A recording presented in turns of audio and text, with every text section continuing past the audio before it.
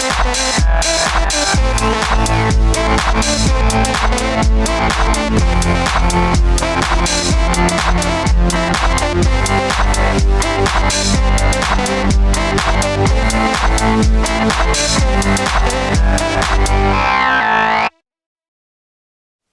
I think I heard some scuffling.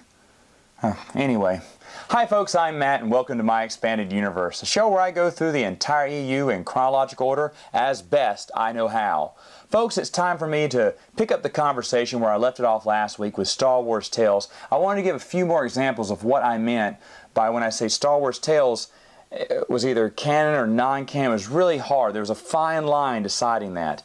And nothing could be clearer than the next short story I'm about to talk about. It's called George R. Binks.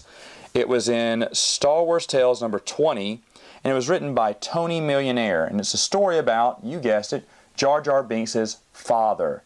Now this is the only time he's ever mentioned in the entire EU, if this is canon, that he had a father named George.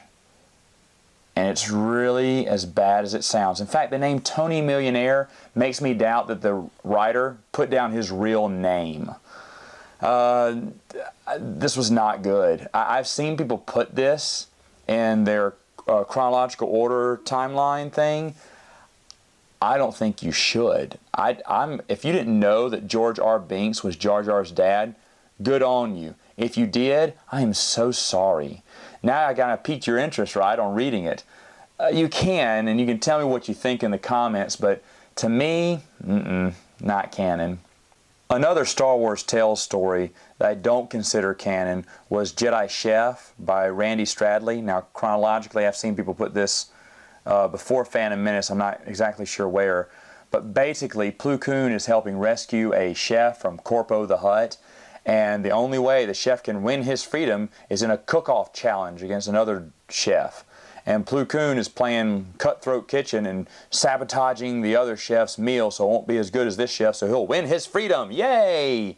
Back in the day, it was kind of a lovely play on Iron Chef because they have these certain ingredients they got to make it with. And it just seemed too silly to me. Why is the Jedi Master going around throwing squib meat or pepper spice into his souffle?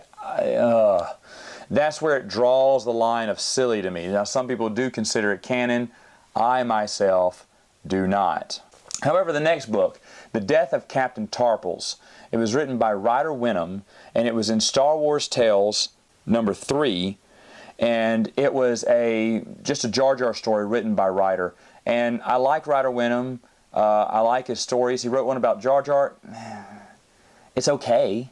You know, it's not bad or good. It's just there. It's Jar Jar. Does that make enough sense to you if I just say it's Jar Jar? Okay, so the next story, short story you should read, is called Deal with the Demon. It was written by John Ostrander, and it was in Star Wars Tales number 13. And it's basically a little short story about Villy the Devorian, who I'm going to get to later on. He comes on later on, but this is basically his first chronological appearance. I love Villy. I'll talk more about him later. But then the next short story from Star Wars Tales you read is Urchins by Stan Sakai. It was in Star Wars Tales number 14. It's basically an Anakin Skywalker story. This would take place chronologically about this time, just months before Episode 1. Basically, it just gives more meaning to the rivalry between Anakin and Sebulba. That's all I want to say, because it is a very short story.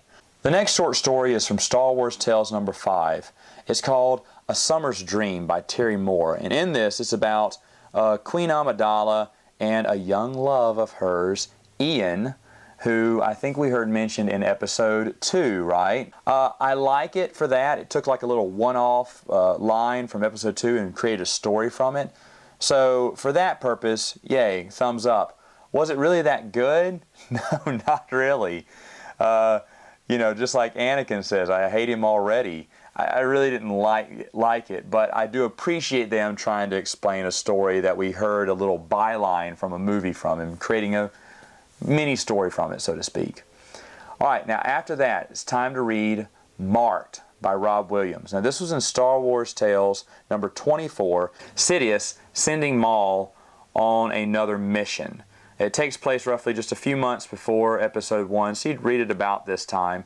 It was actually a pretty good story. I remember this one very well. Looking back over it, I realized, oh yeah, I do remember this one. It wasn't that bad. It was actually a pretty good story, and yeah, worth your time if you're a Maul fan. And finally, the last Star Wars Tales story you should read before episode 1 would be in Star Wars Tales number 7. It's called Single Sail.